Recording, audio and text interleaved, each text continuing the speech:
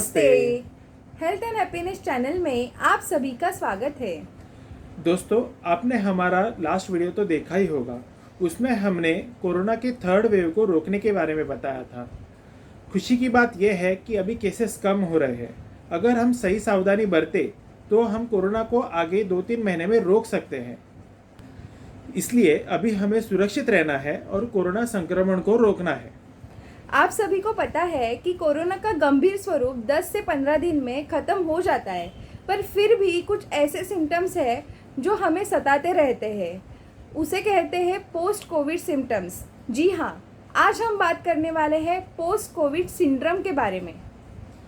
दोस्तों, Covid manage करना जितना इम्पोर्टेंट है उतना ही इम्पोर्टेंट है पोस्ट कोविड सिंड्रोम को पहचानना और समय पर डॉक्टर से कंसल्ट करके उसका ट्रीटमेंट लेना। आइए दोस्तों, जानते हैं पोस्ट कोविड सिंड्रोम के बारे में। और हाँ, आपके घर के हर एक सदस्य को ये पोस्ट कोविड सिम्टम्स के बारे में पता होना ज़रूरी है। इसलिए ये वीडियो अंत तक देखिए और औरों को दिखाइए भी, और आपके फ्रेंड्स एंड फैमिली के साथ ये वीडियो ज़रूर शेयर कीजिए। जैसे हमने अभी बताया, कोरोना के सिम्टम्स 1 या 2 महीना या उससे ज़्यादा दिखाई देते हैं तो उसे पोस्ट कोविड सिम्टम्स या फिर लॉन्ग कोविड सिम्टम्स कहते हैं। तो किस किस को पोस्ट कोविड सिंड्रोम होने के चांसेस ज़्यादा है? बुज़ुर्ग लोग जिनका एज 60 साल से ज़्यादा है, जिनमें डायबिटीज़ है, मीन्स खून में शक्कर की मात्रा ज़्यादा होना, उनको भी बहुत परेशानी होती है। जिनकी रोग प्रतिकारक शक्ति पहले से ही कम है, उन्हें पोस्ट कोविड कॉम्प्लिकेशन होने के चांसेस ज़्यादा होते हैं। कैंसर पेशेंट और जिन व्यक्ति को दीर्घकालीन बीमारी है, जैसे कि सांस लेने में दिक्कत होती है, हार्ट प्रॉब्लम्स है, उन्हें भी पोस्ट कोविड कॉम्प्लिकेशन होने के ज़्यादा चांसेस होते हैं। क्या कारण हो सकता है पोस्ट कोविड सिंड्रोम होने का? कोरोना वायरस के संक्रमण से अपने शरीर की रोग प्रतिकारक शक्ति कम हो जाती है, ये एक कारण है। दीर्घकाल हॉस्पिटल में रहने से वहाँ पर ट्रीटमेंट के लिए हमें तरह तरह की दवाइयाँ और स्टेरॉइड्स दिए जाते हैं, इससे हमारी इम्यूनिटी लो होती है। ये एक कारण हो सकता है पोस्ट कोविड सिंड्रोम होने का। थर्ड है स्ट्रेस डिसऑर्डर।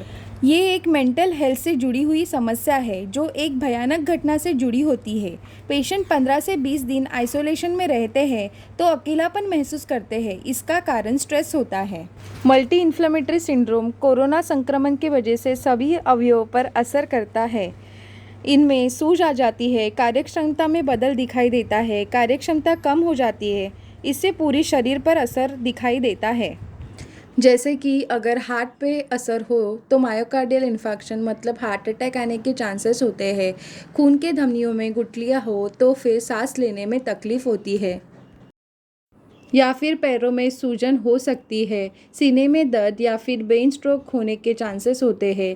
मांसपेशियाँ कमज़ोर होने से थकान महसूस होती है। ऐसे जिस अवयव पर असर होगा उसके रिलेटेड चिन्ह दिखाई देंगे। अभी देखेंगे पोस्ट कोविड सिंड्रोम में क्या क्या लक्षण दिखाई दे सकते हैं। जैसे कि कोरोना के इन्फेक्शन में सबसे ज़्यादा लंग्स डैमेज होते हैं। लंग्स डैमेज होने के कारण पेशेंट को पल्मोनरी फाइब्रोसिस होने के चांसेस सबसे ज़्यादा होते हैं। पल्मोनरी फाइब्रोसिस मतलब अपने फेफड़े मुलायम और गुब्बारे जैसे होते हैं, उसकी जगह इन्फेक्शन होने के कारण वही फेफड़े कड़क और मधुमक्खी के जाले जैसे हो जाते हैं। इस वजह से पेशेंट को सांस फूलने की तकलीफ होती है। ये सबसे पहला और महत्वपूर्ण लक्षण है।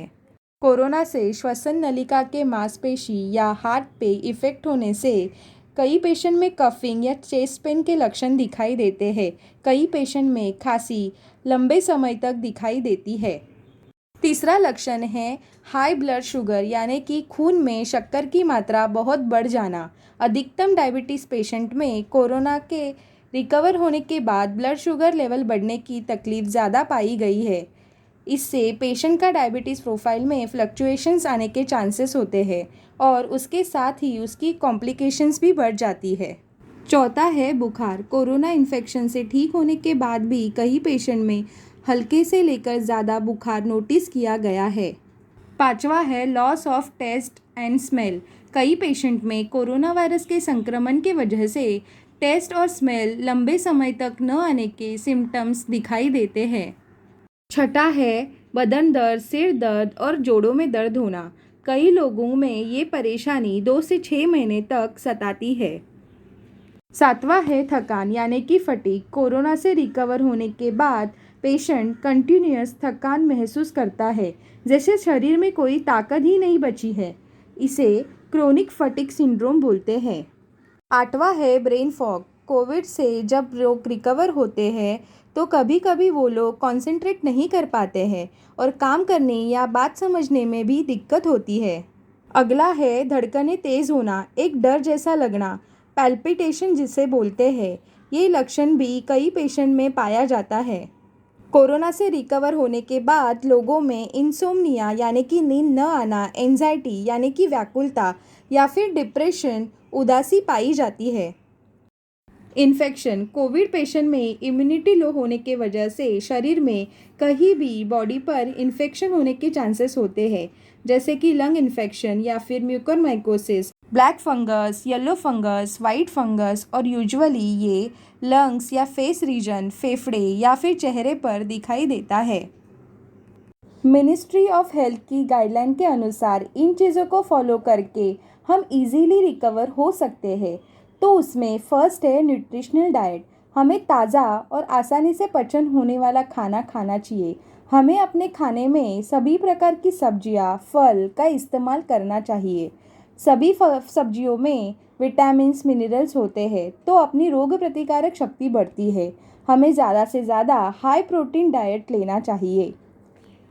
75 से 100 ग्राम प्रोटीन हमें हर दिन लेना चाहिए। अंडे, दलिया, दुग्धजन्य पदार्थ, दूध, सोया, नट्स, इनका भी सेवन करना चाहिए। नॉन वेजिटेरियन लोग अंडे, फिश, मीट ले सकते हैं। आयुष मंत्रालय के हिसाब से गुनगुना हल्दी का दूध रोज़ाना पीना चाहिए, जो अपनी शरीर में कैल्शियम लेवल बढ़ाता है। और हल्दी में एंटीबायोटिक गुण पाए जाते हैं, जो अपनी थकान दूर करते हैं। और हाँ, खाने में नमक और शक्कर की मात्रा कम करनी चाहिए। दूसरा है पर्याप्त आराम। अक्सर देखा गया है कि लोग कोरोना से रिकवर होने के बाद काम में लग जाते हैं, नॉर्मल एक्टिविटीज़ करना शुरू कर देते हैं। उससे उनको थकान महसूस होती है, उनकी नींद पूरी नहीं हो पाती। इसलिए ऐसा नहीं करना चाहिए। डिस्चार्ज के बाद 1 से 2 सप्ताह आराम करना चाहिए। तीसरा और महत्वपूर्ण विषय वो है आपकी जो भी मेडिसिन्स है उसे आपको रोज़ाना चालू रखना है, जैसे कि multivitamins, vitamin D3, zinc, vitamin B12 tablet. दिन में 2 बार स्टीम लेना भी ज़रूरी है। हमें अच्छी रिकवरी के लिए अपने शरीर में पानी की मात्रा ज़्यादा रखनी है। खुद को हमेशा हाइड्रेट रखना है, उससे हमारे शरीर से टॉक्सिक प्रोडक्ट क्लियर होते हैं।